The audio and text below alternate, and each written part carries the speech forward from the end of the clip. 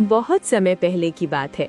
आनंदपुर गांव में दीनदयाल नाम का एक दूध वाला अपनी पत्नी सुमन और अपने 10 साल के बेटे के साथ रहता था। उसके पास एक गाय थी। एक रोज सुबह सुबह दीनदयाल अपनी गाय से दूध निकाल रहा था। तभी उसके पास उसका बेटा आर्यन आया। पिताजी, मेरी पैंट फट चुकी है, मुझे नई ड्रेस सिलवा दो ना।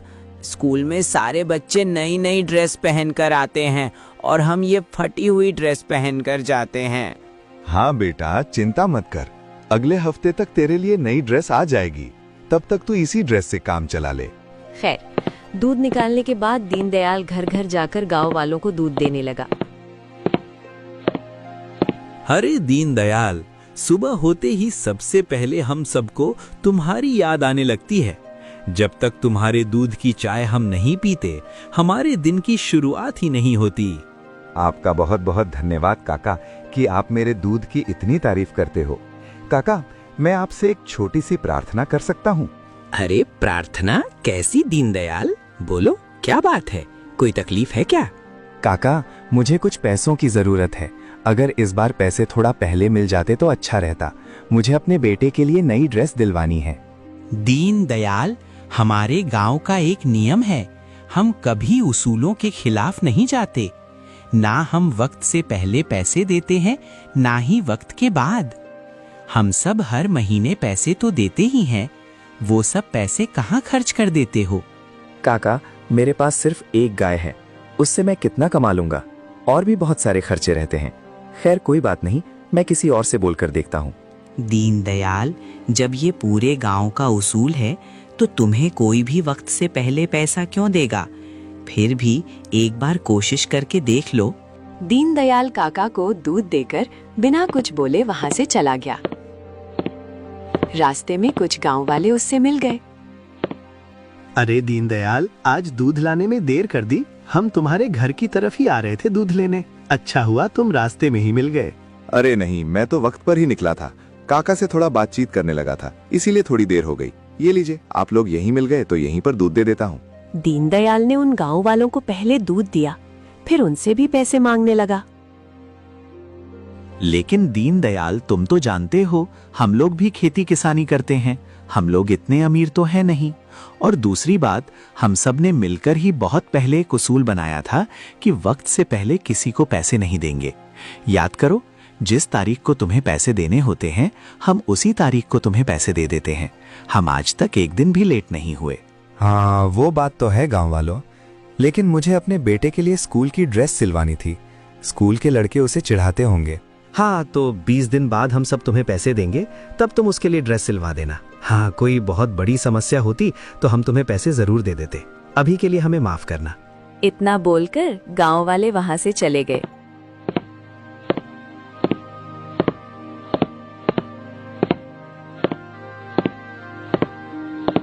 ऐसे ही धीरे धीरे एक हफ्ता बीत गया।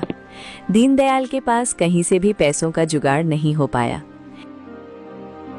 एक रात दीनदयाल की पत्नी सुमन खाना बनाकर लाई तो तीनों जमीन पर बैठकर खाने लगे। अजी, आप सुबह सुबह निकल जाते हो गांव वालों को दूध देने और दिन भर गाय चराया करते हो। इन 2 कामों के अलावा आपके पास कोई तीसरा काम तो है नहीं। हमारी इकलौती औलाद है, उसे भी आप खुशियां नहीं दे पा रहे हो। बेचारे की पैंट फटी हुई है, स्कूल के बच्चे उसे चिढ़ाते हैं, क्या बीतती होगी उस पर। हम दोनों तो फटे कपड़े पहन लेते हैं, पर कम से कम अपने बेटे के लिए तो कपड़े ले देते। हाँ पिताजी, आपने कहा था 1 हफ्ता में आप मेरे लिए ड्रेस ला दोगे। आज 1 हफ्ता पूरा हो गया, आप तो अभी तक कपड़ा भी लेकर नहीं आए, तो सिलवाएंगे कब? क्या मैं स्कूल जाना बंद कर दूं? दोनों की बातें सुनकर दीनदयाल के गले से अब खाना नीचे नहीं उतरा और वो आंखों में आंसू लिए बोला, बेटा, आजकल दूध में इतनी कमाई तो हो नहीं रही, और जिसके पास भी पैसे मांगने गया उन सब ने अभी पैसे देने से ही मना कर दिया। किसी तरह 20 दिन रुक जाओ, इस बार मैं तुम्हारे लिए ड्रेस जरूर ला दूंगा। वैसे एक बार कल मैं ठाकुर साहब के पास भी जाऊंगा, अगर वो उधार पैसे दे देंगे तो मैं कल ही तुम्हारे लिए ड्रेस ले आऊंगा। ठीक है पापा, वैसे आप इतना परेशान मत हो। स्कूल के लड़के मुझे चिढ़ाते हैं, कोई बात नहीं। जब मैं पढ़ लिख कर बड़ा आदमी बन जाऊंगा ना, तब आपको कोई तकलीफ नहीं होने दूंगा। फिर खा पीकर तीनों सो गए।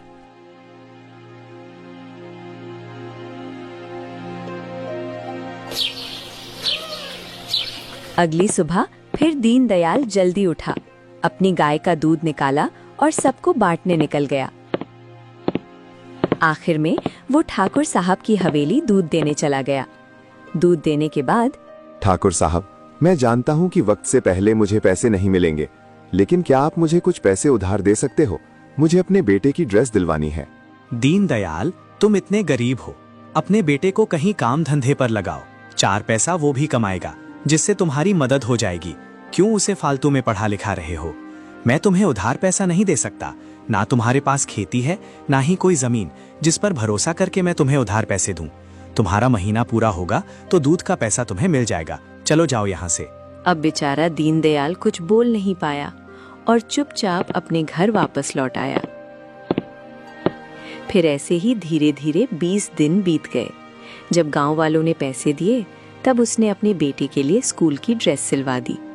लेकिन एक रोज दीनदयाल सुबह सुबह दूध देने गया और जब वापस आया तो देखा उसका बेटे घर में ही मौजूद था। अरे बेटा, अब तो तुम्हारे लिए ड्रेस भी सिलवा दी। स्कूल नहीं गए क्या, या कोई छुट्टी है? वो बेचारा क्या बताएगा, पिछले 3 महीने से स्कूल की फीस नहीं जमा थी, इसीलिए मास्टर साहब ने पूरे स्कूल के सामने हमारे बेटे को बेइज्जत करके भगा दिया। किया बेटा, मास्टर जी ने तुम्हें घर भगा दिया? हाँ पिताजी, बार बार मास्टर जी मुझसे फीस जमा करने के लिए बोलते थे। मैंने आपको 1-2 बार बताया भी, लेकिन मैं समझ रहा था कि आपके पास पैसे नहीं हैं, इसलिए मैंने आपसे बार बार नहीं कहा। पर आज उन्होंने मुझे मेरे दोस्तों के सामने बेइज्जत करके भगा दिया और बोला जब तक फीस नहीं जमा करोगे तब तक स्कूल की तरफ देखना भी मत। चिंता मत करो बेटा, मैं तुमसे वादा करता हूँ कि तुम्हारी पढ़ाई लिखाई कभी बंद नहीं होगी। तुम्हारी जिंदगी मेरी तरह गरीबी में नहीं बीतेगी, ये मैं तुमसे वादा करता हूँ। अरे, ऐसा तो आप बहुत बार कह चुके हैं, लेकिन कुछ होता ही कहाँ है। हम गरीबों का तो भगवान भी साथ नहीं देता। सुमन, अगर हम गरीबों का भगवान साथ नहीं देता तो फिर हमें खुद का साथ देना चाहिए।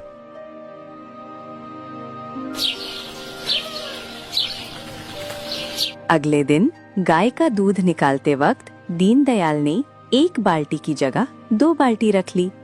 गाय का दूध कुल मिलाकर उसके पास सिर्फ 1 बाल्टी दूध हुआ। बहुत कर ली मैंने ईमानदारी से मुझे कभी कोई फायदा नहीं मिला। मेरे बेटे की पढ़ाई भी रुक गई। आए दिन घर में खाने की समस्या बनी रहती है। ऊपर से गांव वालों से अगर मदद मांगो तो कोई मदद भी नहीं करता। अपने ही दूध के पैसे अगर कभी वक्त से पहले मांग लो तो ठाकुर साहब ने ऐसा नियम बना दिया है कि पूछो ही मत। अब मजबूरी में मुझे दूध में पानी मिलाना ही पड़ेगा। उसने दूध में पानी मिला दिया। इस तरह 1 बाल्टी दूध अब 2 बाल्टी बन गया। अब ऐसा करूंगा, 1 बाल्टी दूध गांव में बेच दूंगा और दूसरी बाल्टी गांव के बाहर किसी होटल में बेच दूंगा। इससे मेरी आमदनी भी दुगनी हो जाएगी। दीनदयाल ने वैसा ही किया। पहले उसने 1 बाल्टी दूध अपने ही गांव में हर घर में जाकर दे दिया। उसके बाद बाकी दूध उठाकर वो कस्बे की तरफ चल पड़ा। लेकिन रास्ते में उसे गांव का ही एक आदमी श्याम मिल गया। अरे दीनदयाल भाई, ये दूध लेकर कहाँ जा रहे हो?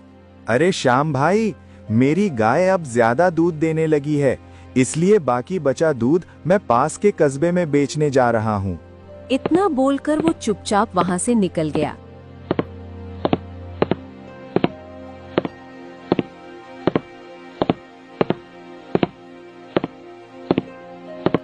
और गांव से 10 किलोमीटर दूर एक छोटे से कस्बे में किसी होटल पर पहुंच गया। भाई साहब, मैं पास के ही गांव से आया हूँ। मेरे पास गाय का शुद्ध दूध है। आप तो कंपनी का दूध लेते होंगे, आप मुझसे दूध ले लीजिए। 2 रुपए कम दे देना। मेरा बहुत सारा दूध बच जाता है और पैसों की भी मुझे बहुत जरूरत है। अरे, इससे अच्छी क्या बात होगी। तुमने सही कहा, मैं कंपनी वाला दूध इस्तेमाल करता हूँ। अगर मुझे एक किसान के हाथ का शुद्ध गाय का दूध मिल जाएगा और वो भी 2 रुपए कम, तो ये तो मेरे लिए फायदे का सौदा है। तुम्हारे पास जितना दूध है दे दो। दीनदयाल खुश हो गया। उसने सारा दूध होटल वाले को दे दिया। होटल वाले ने तुरंत पैसे भी दे दिए। भाई, आप हर रोज एक बाल्टी दूध पहुंचा दिया करिए। मैं आपको हर रोज पैसे दे दिया करूंगा, लेकिन आप समय से दूध जरूर पहुंचा दिया करिएगा। हाँ मालिक, मैं खुद आपको दूध दे जाऊंगा, वो भी बिल्कुल समय पर। अरे ये तो बहुत अच्छी बात हो गई। आप अपना नाम बता दीजिए, मैं आपका नाम लिख लेता हूँ और कंपनी वाले दूध को मना कर देता हूँ। मालिक, मेरा नाम दीनदयाल है। दीनदयाल पैसे लेकर खुशी खुशी वापस अपने घर आ गया। उसे खुश देखकर उसकी बीवी और बेटा भी बहुत खुश हुए और थोड़ा आश्चर्यचकित भी। क्या बात है, आज आप बड़े खुश लग रहे हैं और आने में भी देर कर दी आपने। हाँ सुमन, ये देखो पैसे। आज मैंने अपना थोड़ा दूध पास वाले कस्बे में एक होटल वाले को बेचा। उसने खुशी खुशी मेरा दूध ले लिया और मुझे पैसे दे दिए। लेकिन पिताजी, इतना दूध आया कहाँ से? हमारे पास तो सिर्फ एक गाय है, जिसका दूध तो सिर्फ गांव वालों को ही पूरा हो पाता है। अरे बेटा, मैं गाय को अच्छा चारा खिलाता हूँ, इसलिए धीरे धीरे वो दूध ज्यादा देने लगी है। अब ज्यादा बहस मत करो, खाना लगाओ, मुझे भूख लगी है। और बेटा, तू चिंता मत कर, होटल वाला मुझे हर रोज पैसा देता है। एक हफ्ते में मेरे पास इतना पैसा हो जाएगा कि मैं तेरे स्कूल में जमा कर दूंगा। सुमन और उसके बेटे को कुछ समझ तो नहीं आया, लेकिन फिर भी उन्होंने कुछ बोला नहीं। तो इस तरह धीरे धीरे दीनदयाल सुबह जल्दी उठकर गाय का दूध निकालता था और उसमें आधा पानी मिला देता था। आधा दूध गांव वालों को बांट देता था और आधा दूध उस होटल वाले को दे देता था, जहां से उसे हर रोज पैसे मिल जाते थे।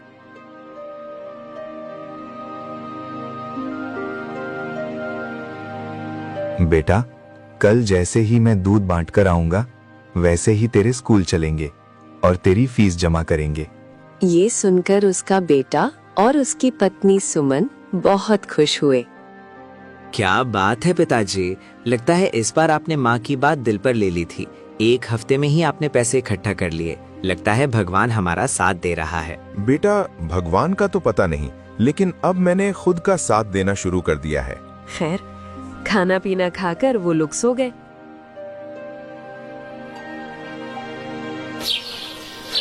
सुबह एक बार फिर से दीनदयाल उठा, दूध में पानी मिलाया, उसके बाद पहले गांव वालों को दूध दिया, फिर होटल वाले को दूध दिया। सारा काम खत्म करके घर आया तो उसका बेटा पहले से ही तैयार था। चलो पिताजी, मैं तैयार हूँ।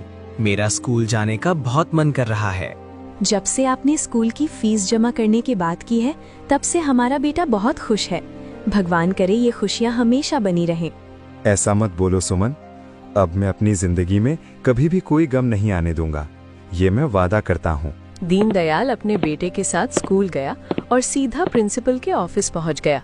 वहां पर उसने फीस जमा कर दी और प्रिंसिपल से बोला, साहब, हम जैसे गरीबों के बच्चे अक्सर फीस न जमा होने के कारण बीच में ही पढ़ाई छोड़ देते हैं। मैंने देखा है बड़े बड़े घरों के बच्चे जिनकी फीस टाइम पर जमा हो जाती है, उनके पास 3-4 जोड़ी ड्रेस भी रहती हैं, सारी किताबें भी होती हैं उनके पास, फिर भी वो अच्छे नंबर नहीं ला पाते। उनका पढ़ाई में भी मन नहीं लगता। वहीं गरीबों के बच्चों का पढ़ाई में बहुत मन लगता है। मेरा बेटा तो रात रात भर मोमबत्ती की रोशनी में पढ़ता रहता है, लेकिन पैसे जमा ना हो पाने के कारण जिस दिन मेरे बेटे को मास्टर जी ने बेइज्जत करके स्कूल से निकाल दिया, उस रात ये रात भर रोता रहा। दीनदयाल जी, इस बात के लिए मैं माफी चाहूंगा। हमारे क्लास टीचर को ऐसे आपके बेटे को बेइज्जत नहीं करना चाहिए था। मैं मास्टर जी से बोल दूंगा, अगली बार से ऐसी गलती नहीं होनी चाहिए। कोई बात नहीं साहब, आज के बाद हर महीने आपको फीस मिल जाएगी। मैं अपने बेटे को पढ़ा लिखा कर बहुत बड़ा आदमी बनाना चाहता हूँ। आपका बेटा पढ़ने में बहुत अच्छा है। मुझे भी इस पर पूरा भरोसा है कि ये एक दिन आपका नाम जरूर रोशन करेगा। तो उस दिन के बाद दीनदयाल का बेटा हर रोज खुशी खुशी स्कूल जाने लगा। लेकिन एक रोज जब दीनदयाल उस होटल वाले को दूध देकर अपने गांव वापस लौट रहा था, तो गांव पहुंचते ही कुछ गांव वालों ने उसे रोक लिया। ठाकुर साहब भी गांव वालों के साथ मौजूद थे। अरे गांव वालों, ठाकुर साहब, आप सब लोग एक साथ यहाँ कैसे? कहीं घूमने जा रहे हैं क्या? नहीं दीनदयाल, हम सब ठाकुर साहब के साथ तुम्हारे घर ही आने वाले थे। अच्छा हुआ तुम रास्ते में ही मिल गए। ऐसा क्या हो गया काका? दीनदयाल, गांव वाले शिकायत कर रहे हैं कि तुम्हारा दूध पहले के मुकाबले अब थोड़ा पतला आने लगा है। मुझे भी ऐसा ही लगा। कल मेरे घर में खीर बनी थी जो कि बहुत पतली थी। पहले वाले दूध से जब हम खीर बनाते थे तो बहुत गाढ़ी बनती थी। कहीं तुम पानी तो नहीं मिलाने लगे हो? ठाकुर साहब की ऐसी बातें सुनकर अब दीनदयाल डर गया। अगर मैंने इन्हें सच बता दिया तो सब कुछ बर्बाद हो जाएगा। बड़ी मुश्किल से मेरी जिंदगी की गाड़ी पटरी पर आना शुरू हुई है। सच्चाई बताते ही मेरी गाड़ी पटरी से सीधा उतर जाएगी और शायद दोबारा कभी चढ़ भी नहीं पाएगी। क्या हुआ दीनदयाल, क्या सोचने लगे? बताओ, तुम्हारा दूध अचानक पतला क्यों आने लगा? अरे ठाकुर साहब, क्या बताऊं, मेरी गाय कुछ दिनों से थोड़ी सी बीमार रहती है, समय पर चारा भी नहीं खाती। शायद इस वजह से दूध पतला आ रहा होगा। मैंने जानवरों के डॉक्टर को बुलाया था। डॉक्टर साहब ने मेरी गाय का इलाज किया है, कुछ ही दिनों में ठीक हो जाएगी। अरे दीनदयाल, तुम्हारी गाय बीमार थी तो हमें बताना चाहिए था। हम बेवजह तुम पर शक कर रहे थे। हाँ ठाकुर साहब, दीनदयाल बहुत ही ईमानदार दूध वाला है। वही तो मैं सोचूं कि दीनदयाल ऐसा कर ही नहीं सकता। और मैं तो इसके पिताजी को भी जानता हूँ, वो भी बहुत ईमानदार थे। ठीक है दीनदयाल, अपनी गाय का ख्याल रखना। इतना बोलकर ठाकुर साहब और बाकी गांव वाले वहां से चले गए।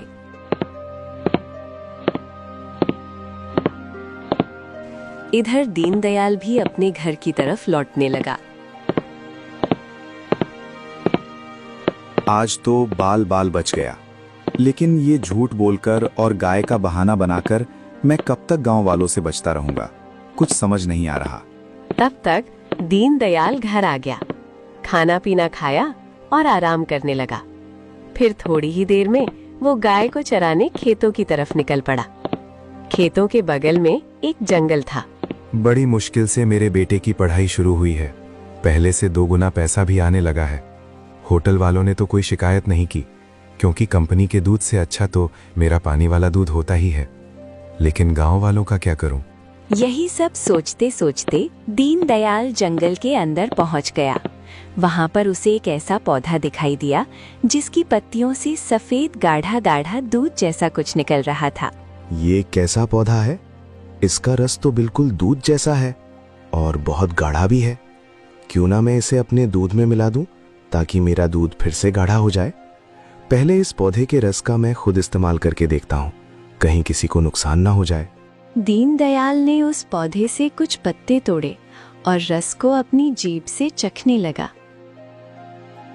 अरे वाह, इसका स्वाद तो बहुत मीठा है। अगर इसको मैंने दूध में मिला दिया तो मेरा दूध गाढ़ा होने के साथ साथ मीठा भी हो जाएगा। इसका तो कोई नुकसान भी नहीं है। चल दीनदयाल, अब इन पौधों को घर ले चल, अब तो फायदा ही फायदा होगा। दीनदयाल वो ढेर सारे पौधे छुपाकर अपने घर ले आया।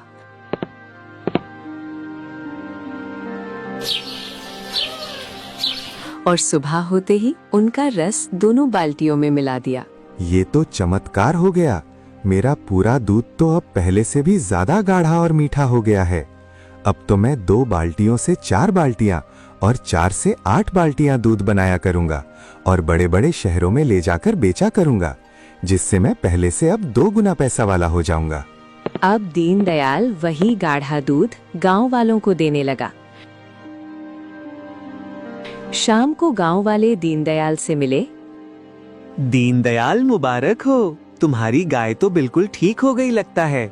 डॉक्टर साहब ने इतना अच्छा इलाज किया कि तुम्हारी गाय पहले से भी गाढ़ा, मीठा और स्वादिष्ट दूध देने लगी है। हाँ दीनदयाल, आज का दूध तो पहले से भी गाढ़ा और मीठा था। हाँ काका, मैंने भी जब दूध पिया तो बहुत स्वादिष्ट लग रहा था। धन्य है ऊपर वाले का कि मेरी गाय ठीक हो गई। लेकिन अगले दिन दोपहर कुछ ऐसा हुआ जिसका अंदाजा शायद दीनदयाल को भी नहीं था।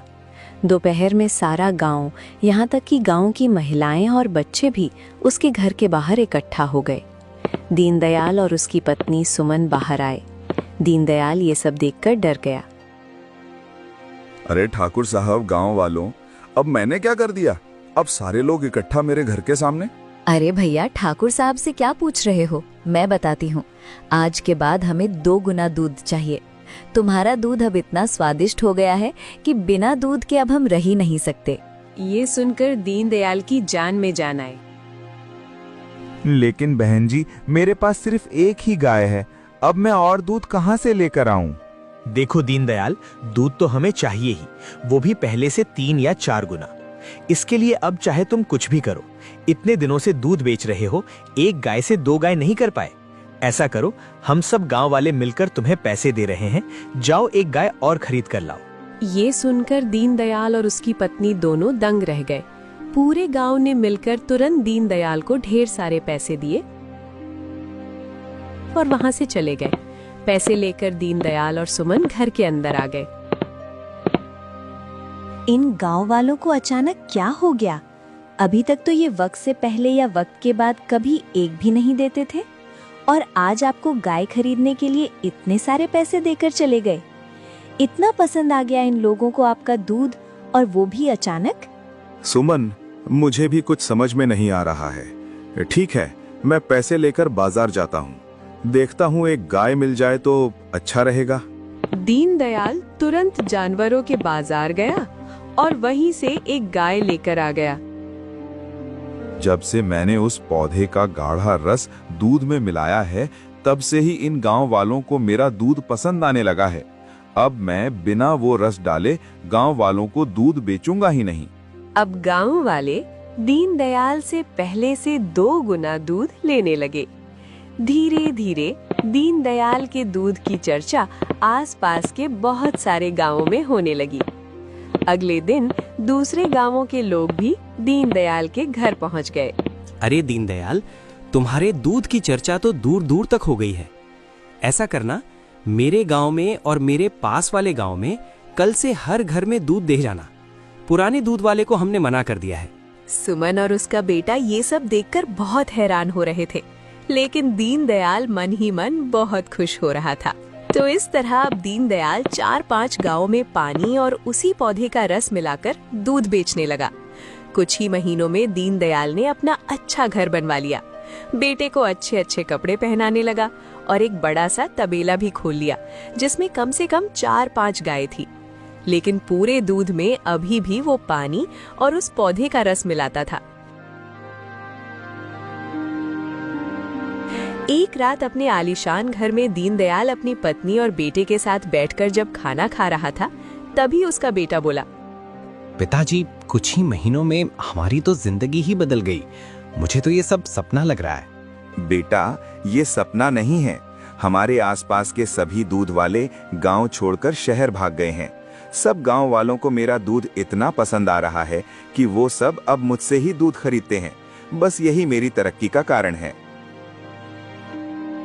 लेकिन इधर धीरे धीरे गांव वाले बीमार पड़ने लगे। यहाँ तक कि सुमन, उसका बेटा और दीनदयाल खुद भी बीमार पड़ गया। आसपास के गांव वाले भी बीमार पड़ने लगे। धीरे धीरे अस्पतालों में तो भीड़ लगने लगी। अरे वैद्य जी, अचानक कौन सा वायरस फैल गया कि 4-5 गांव वाले एक साथ बीमार हो गए?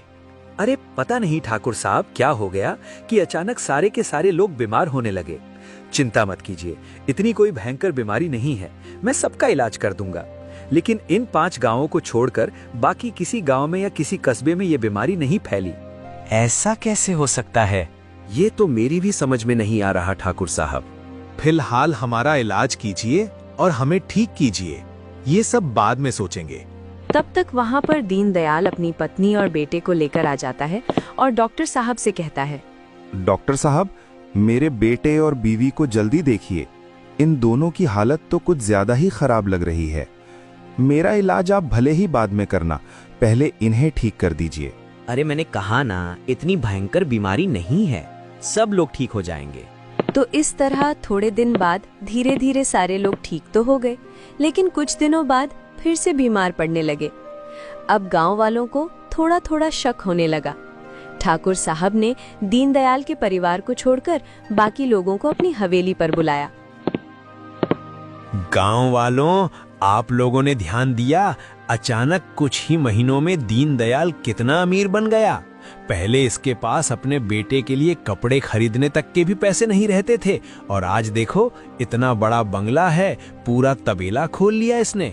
जरूर इसने कोई झोल किया है, क्योंकि जिस जिस गांव में दीनदयाल दूध देता है सिर्फ उसी गांव के लोग बीमार हो रहे हैं, बाकी के गांव वालों को कुछ नहीं हुआ। और डॉक्टर साहब ने भी बताया था। अरे हाँ ठाकुर साहब, ये तो मैंने ध्यान ही नहीं दिया। लेकिन अब पता कैसे चलेगा कि ये सब दीनदयाल की वजह से हुआ है? ऐसे तो हम उस पर कोई इल्जाम लगा नहीं सकते। काका, मैं उस दूध की जांच कराऊंगा, फिर दूध का दूध और पानी का पानी हो जाएगा। ठाकुर साहब ने वैसा ही किया। उसने डॉक्टर साहब के साथ मिलकर उस दूध की जांच करवाई। अगले दिन रिपोर्ट लेकर डॉक्टर ठाकुर साहब की हवेली पहुंचा।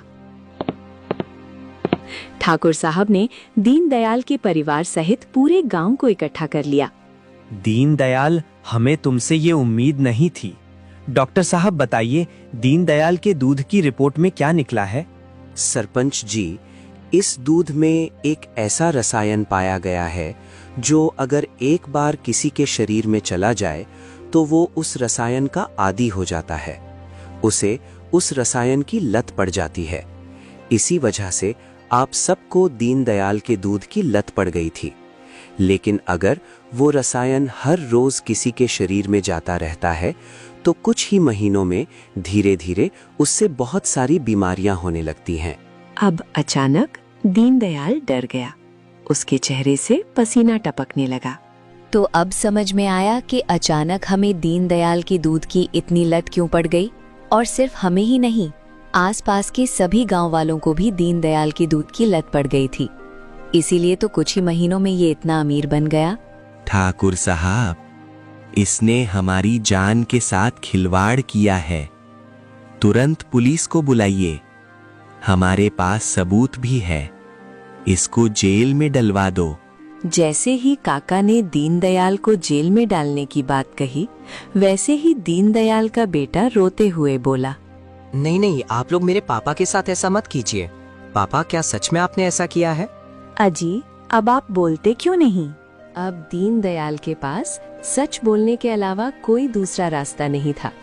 इसलिए उसने पूरी कहानी गांव वालों को बता दी।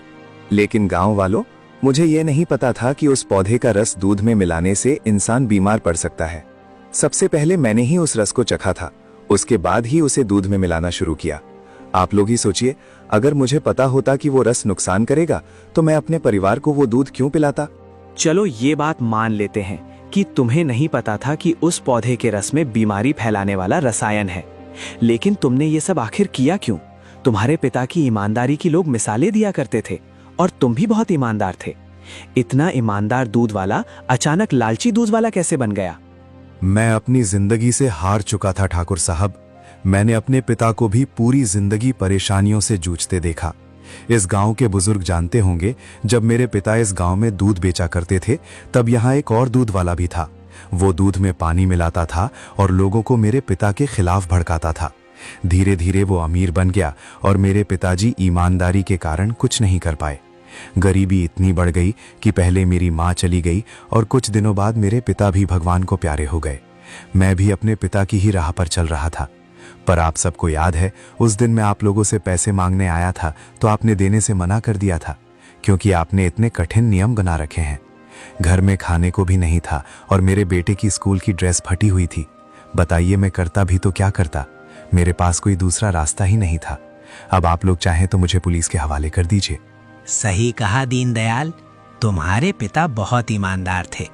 वो लालची दूध वाला हम लोगों को पानी वाला दूध देता था और तुम्हारे पिता के खिलाफ भड़काता भी था। ठाकुर साहब, मुझे लगता है दीनदयाल को एक मौका देना चाहिए। ठीक है गांव वालों, अगर आप सबकी यही मर्जी है तो दीनदयाल को मैं एक मौका देता हूँ, और वो नियम भी आज के बाद बदलता हूँ कि टाइम से पहले या बाद में पैसे नहीं दिए जा सकते। लेकिन दीनदयाल, आज के बाद अगर ऐसी कोई शिकायत मिली तो रिपोर्ट हमारे पास है। अगले दिन तुम पुलिस की काल कोठरी में नजर आओगे। ठाकुर साहब, मैंने जो किया मजबूरी में किया। अब मैं कसम खाकर कहता हूँ, आज के बाद ऐसा कभी नहीं करूंगा। आप लोग बहुत अच्छे हैं, जो इतनी बड़ी ललती के बावजूद आप सबने मुझे माफ कर दिया। अब दीनदयाल के पास आलीशान घर, ढेर सारी गाय और तबेला तो था ही, इसलिए अब उसने दूध में पानी और पौधे का रस मिलाना बंद कर दिया और एक बार फिर से ईमानदारी की जिंदगी जीने लगा।